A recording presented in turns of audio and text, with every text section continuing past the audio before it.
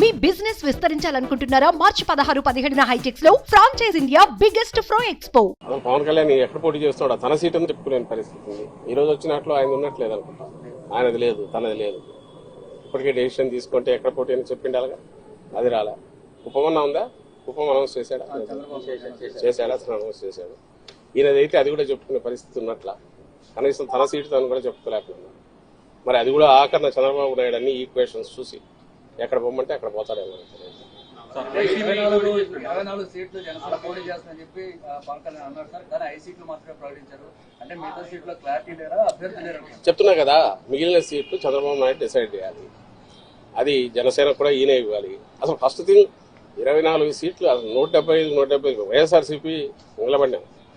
2014 మాకున్న ఇది వచ్చి 18 సీట్లలో పోటీ చేయడం ఒకటే.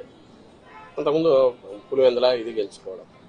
అలాంటిది 2014లో ఎన్నికలకు మొత్తంగా ప్రిపేర్ అయ్యాం. అంతకుముందు స్థానిక సంస్థలు కానీ, అంటే రాజకీయ పార్టీ విశ్వసనీయత కలిగిన నాయకుడు ఉంటే ఆ పార్టీ స్ట్రక్చరు 175 కాన్స్టిట్యున్సీలు 175 పెట్టాము. తెలంగాణలో కూడా ఎక్కడైతే మేము వద్దనుకున్న చోట కూడా కొన్ని చోట్ల పెట్టాము. 6% ఓట్స్ అర్హత తెచ్చుకున్నాం పోటీ. ఇందులో ఒక పార్టీ ఎట్లుండాలి రాజకీయ పార్టీ అనేది జగన్మోహన్ రెడ్డి గారు చూపిస్తే, ఒక అవుట్ఫిట్ ఏదో పెట్టుకుని ఇది రాజకీయ పార్టీ అని చెప్తున్నది ఏదైతే జనసేన అంటున్నారు.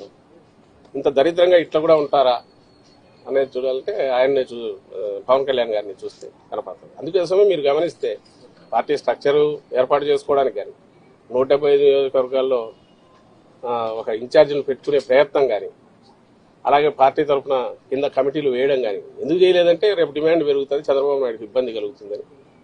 జస్ట్ ఊరికే పార్టీ పేరు, గాజు గ్లాస్ గుర్తు ఈ రెండు పెట్టుకున్నాడు. అండ్ నేను ఇంతకుముందు అన్నట్టు 100% ఓన్డ్ సబ్సిడరీ కింద చంద్రబాబు నాయుడు అందరిని డిసైడ్ చేస్తాడు. ఇక్కడ విమర్శలను అక్కడ తీసుకెళ్లొచ్చు. అది ఇంకా ఆలోచించుకోవాల్సింది. ఈయన మీద హోప్ పెట్టుకుని పవన్ కళ్యాణ్ మీద ఇన్నాళ్ళు కలలు గంటూ వచ్చిన వాళ్ళు ఎవరైనా ఉంటే వాళ్ళు ఆలోచించుకోవాలి. వాళ్ళ పరిస్థితి ఏంటి, వాళ్ళకి ఆఖరికి ఏమి ఇది అవుతుంది అనేది వాళ్ళు ఆలోచించుకోవాలా. ఇప్పటికైనా రియలైజ్ కావాలా. అంటే ఇలాంటి చంద్రబాబు నాయుడుకు లేకపోవడం, 175 స్థానాల్లో ఇన్నాళ్ళు అధికారంలో ఉన్న తెలుగుదేశం పార్టీ 175 స్థానాలకు అభ్యర్థులను డిక్లేర్ చేయలేకపోవడం, అందులో ఇంకోరిని తీసుకొచ్చి 24 స్థానాలు వాళ్ళకి అనగడం, ఆ 24లో కూడా ఎవరు అనేది చెప్పలేకపోవడం. అంటే ఎంటైర్ థింగ్ ఈజ్ ఫ్లూయిడ్. ఇందులో బీజేపీలో కూడా ఒకవేళ పొత్తు కుదిరితే ఈయన పంపిస్తాడు అనుకుంటా, తన అభ్యర్థులనే పంపిస్తాడు. సో మాస్టర్ ప్లానింగ్ ఆయన చేస్తాడు. దాని నుంచి దీని నుంచి అనేది ఆయన.